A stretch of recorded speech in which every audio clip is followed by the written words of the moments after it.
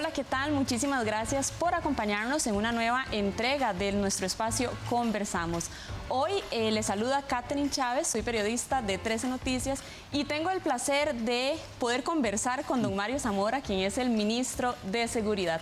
Le damos la bienvenida, don Mario, muchísimas gracias por acompañarnos. Gracias, soy yo quien agradece esta oportunidad, porque en el fondo es rendir cuentas del trabajo que uno hace.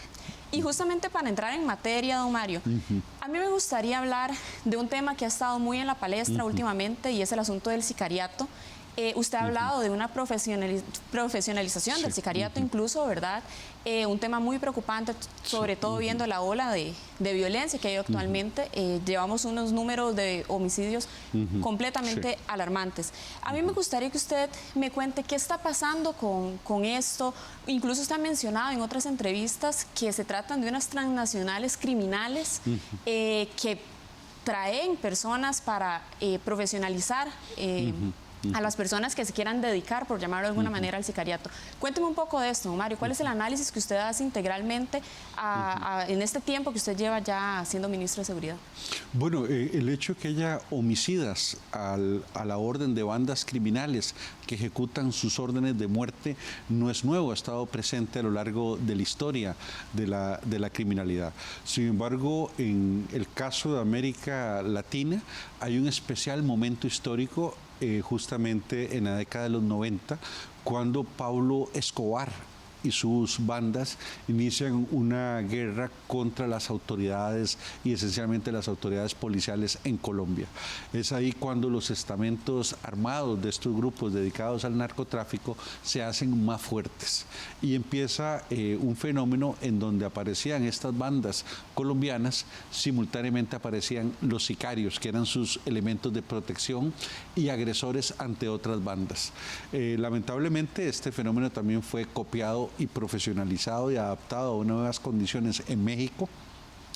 Recordemos que en el caso mexicano, una unidad de élite del ejército mexicano, que se denomina los Zetas, que era era una unidad antiterrorista que había recibido capacitación en muchos países del mundo, pues de pronto abandona en pleno el cuartel desde el cual servía al Estado mexicano y simplemente pasan a ser el estamento armado del Cartel del Golfo. Posteriormente rompen con sus patrocinadores y crean su propio cartel de narcotráfico, conocido como los Zetas, y empiezan a extenderse no solo en territorio mexicano, sino también más allá de México. Este fenómeno de transnacionalización hace que también de pronto tengan gran impacto en el norte de Centroamérica, en el caso de El Salvador, Honduras y Guatemala. Y esta conjunción entre las maras que ya existían en esos países, más la cercanía y acercamiento con los carteles mexicanos, pues crea una situación de alta violencia en esos países. Cuando uno observa las estadísticas, observa justamente que en materia de homicidios son países que casi pasaron a tener homicidios equivalentes a los países que estaban en situación de guerra. Bueno, lamentablemente muchos de los grupos que operan en Costa Rica han empezado a tener influencia en este tipo de patrones internacionales, tienen conexiones con estos mismos grupos y a través de ellos se empieza a dar un fenómeno en el que en una primera etapa los sicarios que son detenidos por las policías costarricenses son personas que les caracteriza ser extranjeros. Entonces, los primeros sicarios que aparecen, digamos, como estamentos al servicio de estas organizaciones tienen la particularidad de ser personas extranjeras que son traídas a Costa Rica y son los que empiezan, digamos, a desarrollar este patrón de conducta criminal.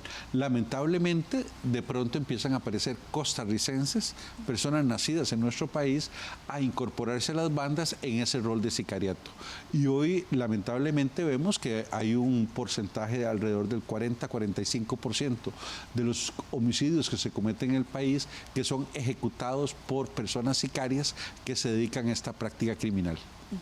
Usted también ha hablado de la dificultad que existe para poder procesarlos judicialmente, don Mario. Incluso usted menciona que son personas que ya conforme van agarrando un poco de experiencia, pues se tapan su cara y utilizan otro tipo de herramientas para no ser identificados. Pero también hay otro gran grueso, ¿verdad?, de sicarios que no temen a nada, salen a plena luz del día, disparando, con cara descubierta. ¿qué pasa con esos casos, verdad? ¿Qué tan difícil es realmente poder judicializar a estas personas? Vemos que dentro de este mundo del sicariato operan distintas organizaciones. Algunas de ellas que hemos calificado que operan con un alto rango de profesionalidad.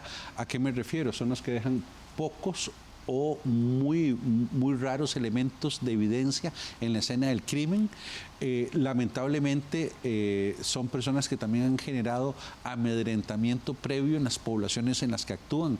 Entonces las personas de esas comunidades rara vez quieren denunciar hechos ante la policía, rara vez quieren ser testigos de esos acontecimientos ante la policía, y a veces, si no es por la acción de las cámaras que han sido colocadas en determinados lugares, no tendríamos mayores elementos en relación a quién perpetró un determinado acto criminal. En ese sentido es que estamos creando dispositivos de control, estudios sobre estas organizaciones. Yo quizás me congratulo de que en estos primeros meses y ya casi varios días de estar en el cargo, se han detenido 70 personas relacionadas con la comisión de sicariato.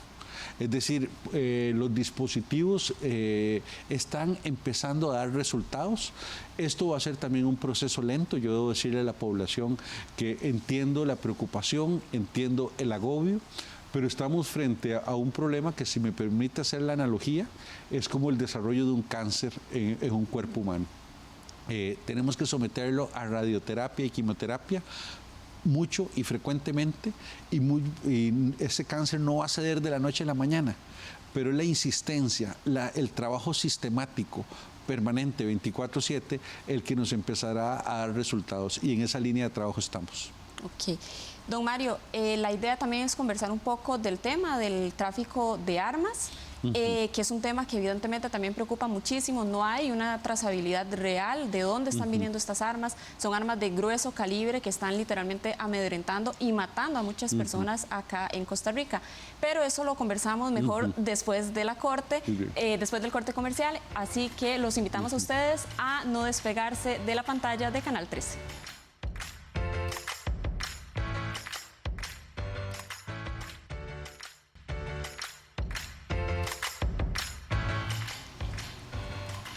Muchísimas gracias por seguir en sintonía. Justamente nos encontramos con don Mario Zamora, ministro de Seguridad, y conversábamos, don Mario, sobre el tema del trasiego de armas. Es un tema sumamente importante. ¿Cómo se le puede dar trazabilidad? ¿Cómo se puede también buscar la manera de frenar este comercio de armas? Incluso porque recuerdo que en algún momento también estos grupos criminales también lo que buscaban era generar especies de armerías fantasmas hace ya varios años. No sé si usted ha podido detectar que es algo que se siga haciendo. Se le sigue la pista también a las armerías. Cuéntenos un poco cómo está el tema del trasiego de armas y cómo se puede batallar. Bueno, primero que tenemos dos escenarios en esta materia de armas. Uno es el ingreso irregular de armas de fuego por frontera, por pasos ocultos, y otro es el ingreso legal de armas a Costa Rica, que finalmente terminan en manos del narcotráfico. En la primera línea estamos fortaleciendo las operaciones de la Policía de Fronteras, justamente para mejorar el patrullaje en zona fronteriza y poder interceptar las armas que ingresan de manera ilegal al país. Entre esos estamos trabajando sobre el tema de la introducción de armas AK-47, que son dentro del universo de las armas, es quizá la que más nos preocupa en manos de las personas delincuentes, y en ese sentido estamos haciendo algunos trabajos que esperamos den resultado en la interceptación e incautación de estas armas de fuego. Aquí debo decir que también hay un gran esfuerzo país en curso, que es la colocación de escáneres, que no solo van a estar en el puerto de Limón, sino en todas las fronteras. Es decir, para que la gente pueda entender, todos los productos que van a ser importados a Costa Rica, los contenedores sufrirán una revisión tecnológica. Es una especie de rayos X que se aplica sobre el contenedor. Esto nos permitirá detectar sustancias ilícitas que ingresan a Costa Rica, precursores para la fabricación de drogas en el país, que también vamos a tener por primera vez en la historia control sobre esos ingresos, y en el caso de que en alguno de estos contenedores se introduzcan armas de fuego de manera irregular para luego ser comerciadas en Costa Rica, pues ahora vamos a contar con una herramienta tecnológica. Esperamos que durante el segundo semestre de este año este proyecto vea la luz y tengamos entonces una red de seguridad en nuestras fronteras. Por otra parte, lo que es la trazabilidad en el ingreso de armas legales, justamente el fenómeno que usted señalaba es cierto, es decir, había de pronto empresas de seguridad privada o armerías que eran simplemente fachadas.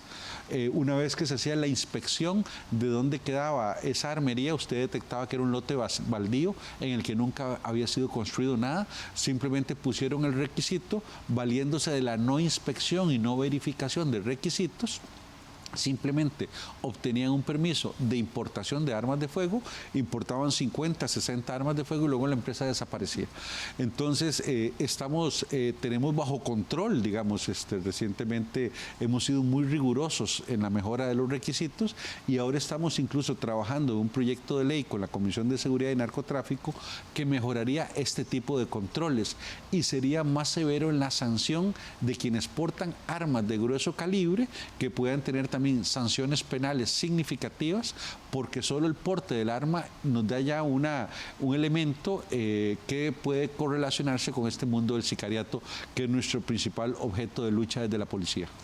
Muy brevemente, don Mario, usted fue un promotor de profesionalizar a los policías. Recuerdo también que en la administración en la que usted fue ministro de Seguridad con doña Laura Chinchilla, usted pasó el curso básico policial de 6 meses, me parece, a 10 meses incluso. Sí. En este contexto actual, que es muy diferente, desgraciadamente, al de hace ya casi 10 años, ¿qué se puede hacer para darle más herramientas a los policías para que puedan realmente combatir el fenómeno de la criminalidad como está actualmente? Lo primero, en esta materia, sí es cierto que dimos primeros pasos en el pasado. Quedamos muy cortos porque nos hubiese gustado contar, digamos, con más tiempo para cerrar, porque los procesos de capacitación y profesionalización de la policía son los procesos en que se demora más tiempo en lograr resultados. Creo que lo primero es que estamos haciendo un encuentro estratégico con la Universidad Estatal a Distancia, cuyo modelo de educación es el que mejor se ajusta a nuestros policías. Recordemos que los policías en Costa Rica son agentes nacionales, es decir, hoy están en Heredia, mañana pueden ser enviados a Guanacaste, dentro de 2 meses enviados a Limón, es decir, es un puesto que permite la rotación en la totalidad del territorio. Eso hace que llevar estudios continuos a veces sea difícil para nuestros efectivos. Entonces, el modelo de educación a distancia que ofrece la UNED es el que mejor engarza con nuestra realidad laboral. De ahí que estamos haciendo contactos con la Escuela de Ciencias Policiales de la UNED para que la Escuela de Policía pase a ser un brazo académico de la UNED en muchos sentidos y empecemos a pasar la ocupación policial a una profesión. Entonces, aspiramos a que a futuro todos nuestros mandos hoy día sean licenciados, pero por su propio esfuerzo. Esperamos que el día de mañana la Escuela Nacional de Policía pueda ofrecer licenciatura en Ciencias Policiales dentro de la propia escuela, maestrías en especialidades de Policía contra de drogas, sección aérea, guardacostas y empecemos a contar con un modelo universitario en nuestra policía. Eso nos permitiría estar al nivel de las grandes exigencias que el sistema judicial y jurídico le pide a la policía costarricense del siglo XXI. ¿Qué tan tomado tiene el narcotráfico a Costa Rica? Creo que es una de las preguntas que más nos hacemos. Pero si quiere, don Mario, lo conversamos después de la pausa comercial. Muy bien. Los acompaño a seguirnos.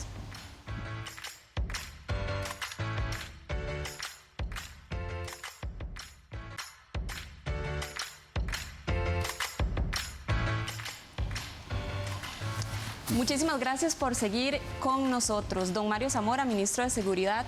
La pregunta que todos nos hacemos, ¿qué tan tomado tiene el narcotráfico a Costa Rica? Sobre todo se lo consulto porque cuando usted, insisto, era ministro de Seguridad en la administración de doña Laura Chinchilla, usted mencionaba que los narcos gastaban incluso más dinero en abogados que en armas porque el sistema judicial era lo suficientemente robusto.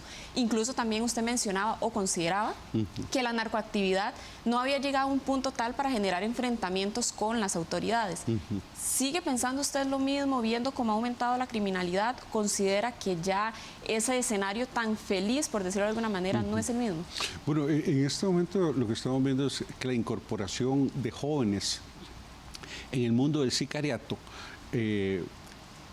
justamente ha favorecido un enfrentamiento armado que no habíamos visto desde hace muchos años. Es decir, cuando se da la intervención policial, de pronto hay personas enfrentando de manera armada la intervención de la policía. Ese es un fenómeno nuevo e incluso le estamos solicitando al Ministerio Público que es importantísimo que cada vez que se hace un acontecimiento de esta naturaleza se procese a la persona por intento de homicidio contra un efectivo de la fuerza pública. Lamentablemente esto se estaba viendo como una normalidad y cuando usted observaba el parte policial, la persona era pasada por tráfico de drogas, pero se omitía el hecho de que disparó contra la policía e intentó matar a uno de nuestros efectivos. Entonces, uno de los grandes cambios que queremos provocar en esta materia es que todo aquel que enfrente de manera armada a cualquier fuerza de policía, haya una directriz del Ministerio Público para que el fiscal a cargo del caso adicione el delito de intento de homicidio. Entonces, es una de las formas en que podríamos controlar este flagelo. Obviamente también observamos que por esta creencia de que, a diferencia de otros países, cuando la gente es detenida por la policía, no necesariamente termina en manos de un juez. A veces cuando lamentablemente hay policías poco confiables, la persona delincuente siente que la detención policial puede hacer que termine ante una banda rival, ante procesos de tortura para extraer la información y que luego esa información va a ser vendida a terceros grupos. Eso no ocurre en Costa Rica, por dicha, al día de hoy. Entonces, esto venía generando el fenómeno que cada vez que aparecía la policía, pues las personas simplemente no se exponen a un enfrentamiento armado que los va a dejar muertos o paralíticos o cualquier tipo de afectación humana, pues lo que intentan es simplemente entregarse y a partir de ahí empieza un proceso estrictamente judicializado. Sin embargo, muchos de estos grupos utilizan identificaciones de la policía para crear la falsa, justamente la falsa creencia de que se está ante fuerzas policiales oficiales y en realidad son grupos delincuenciales atacando unos a otros. Entonces, el hecho de que utilicen vestimenta policial lamentablemente genera el hecho de que cuando se tienen dudas estos grupos unos a otros, pues proceden a detonar sus armas de fuego. Entonces, tenemos que hacer también ahí un gran esfuerzo para que nuestras identificaciones de policía no sean utilizadas por estas bandas y que cuando lo hagan, realmente el delito sea mayor de la pena que hoy existe. Estamos trabajando en un proyecto de ley que incrementaría las penas sancionatorias para todo aquel que hace uso de emblemas policiales oficiales al momento de cometer actos delincuenciales. Don Mario, también en algún momento usted mencionaba que la creación de las cárceles de repente no era la solución a la violencia que se está viviendo. Te lo digo, ¿verdad? Hace años. ¿Seguís pensando eso, Mario? ¿O considera usted que más bien ya se nos está saliendo de las manos y si es necesario levantar más infraestructura carcelaria? Y sobre todo porque también entiendo que usted no considera que la reinserción, la reincidencia criminal más bien tenga que ver demasiado con la violencia que se está viendo ahorita, porque si acaso reinciden cerca de 6% del 100% total, ¿verdad? Que es más el éxito que realmente lo que sale mal. En una realidad criminológica como la que estamos viviendo en Costa Rica, la cárcel debe ser esencialmente teledirigida al núcleo duro de la criminalidad, a quienes ejercen violencia. Esas son las personas que deben estar en la cárcel y ojalá con penas que no les permitan la salida nuevamente a la sociedad hasta que se cumpla la pena. Esa es la solución para quienes ejercen y han ejercido de manera inhumana violencia contra otras personas a través de actos criminales.